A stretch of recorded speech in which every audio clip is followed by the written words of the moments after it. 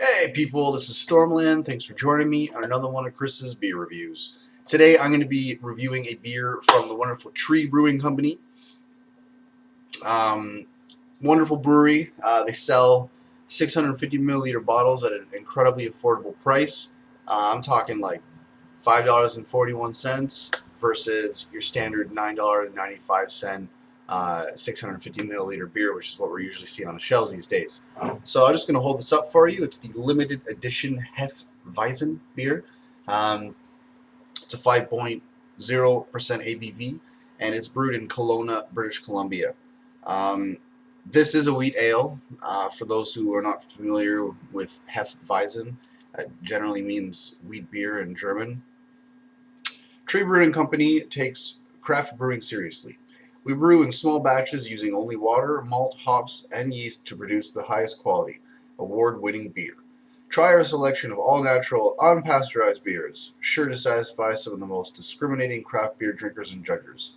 Drop by the brewery located in beautiful Kelowna, British Columbia, and we'll show you firsthand how we make great beer. Until then, cheers! You can find them at treebeer.com. And if you want to get that specific, 1083 Richter Street.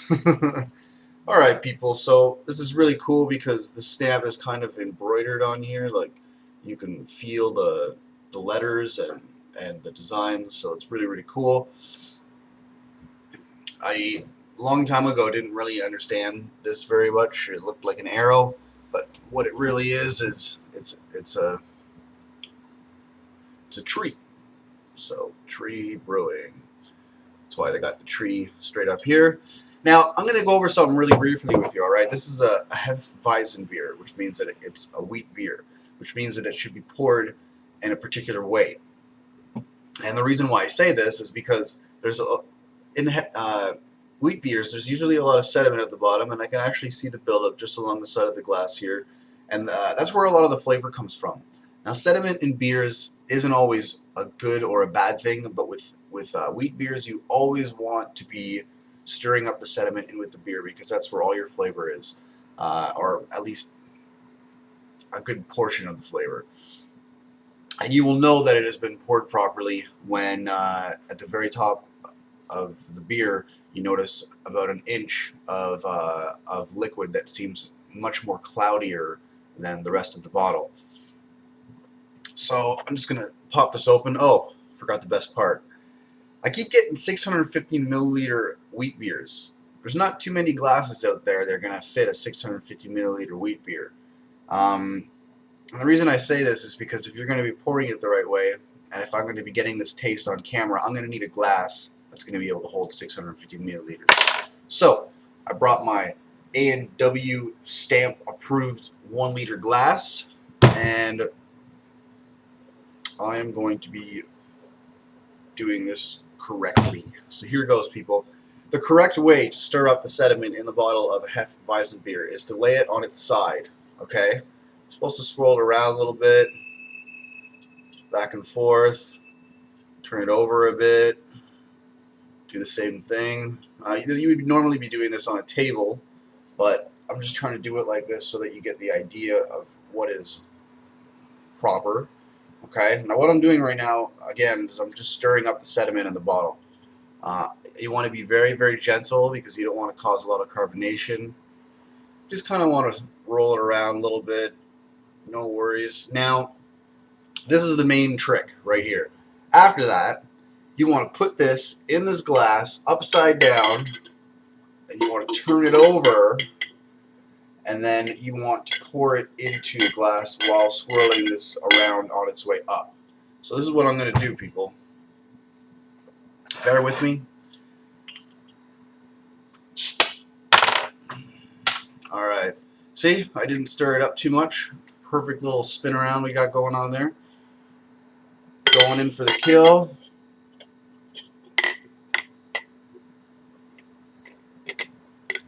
Now it's all about the swirl.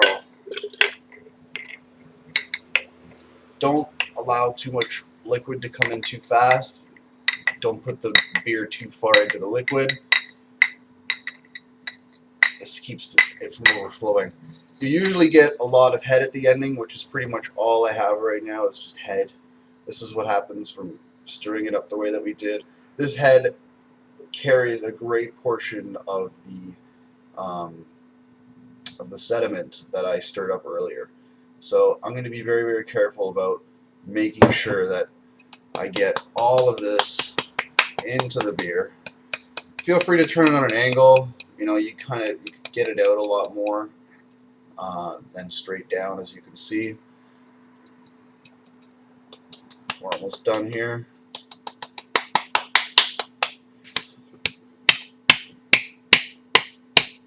One reason this is a pain in my butt is because it's so huge of a glass. You know, typically you would do something like this with Hoegaarden or Polliner. Only reason it's not coming out is because there's pretty much no weight to it. There's no beer behind it to push it forward. So I'm just going to put this down for now. You can tell. Done. Anyways, people, this is what our baby looks like here. Now, one thing that is pretty cool about looking at this right now is, as most wheat beers, it is non-filtered. You can tell because you can't see through the beer whatsoever. It is completely hazed. You get a wonderful orange-looking cloudy color. We have, I'm going to say we had a full finger head there because I was pouring that head in there for a while, and now we got down to about a half a finger head. Only thing I'm not liking about this beer so far that I can tell you right now is that the head disappears quite fast. Aside from that, now let's see if I can see that sediment at the bottom here. Yeah, there's still some sediment down there.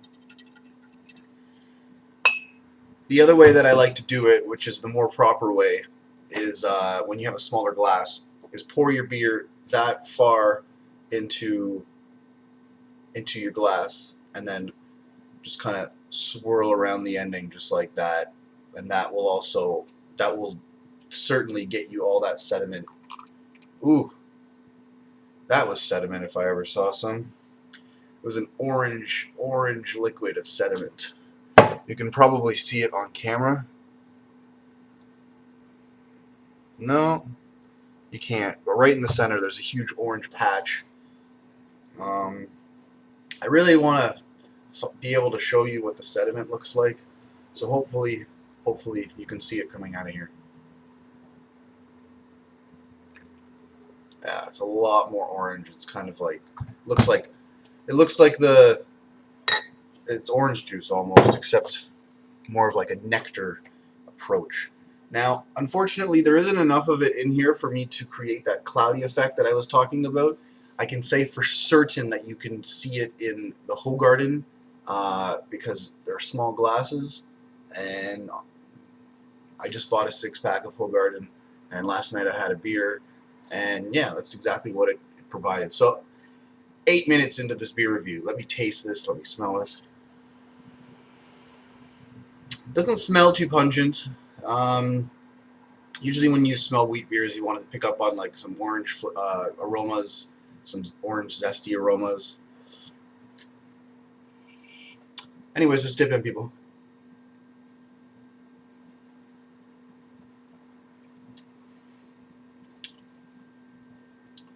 Wow, that's really, really interesting.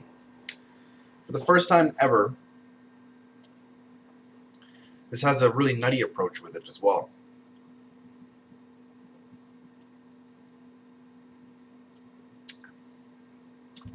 I think that's coming from the sediment. Also picking up on a strong barley taste, which isn't something that I usually pick up on a Hefeweizen beer. It's really strange that I'm mentioning this because the last one that I had, which was the Schneider and Sons wheat beer, was yeah, when you serve it at a lukewarm temperature, which is somewhat close to the temperature I'm drinking this at right now, it brought out a really nutty taste. So what I'm going to do now is I'm going to throw this in the fridge. I'm going to make it cool a little bit more, and if I bring up any other flavors. I'll make sure I throw it in the description down below to give you the full report. Excuse me.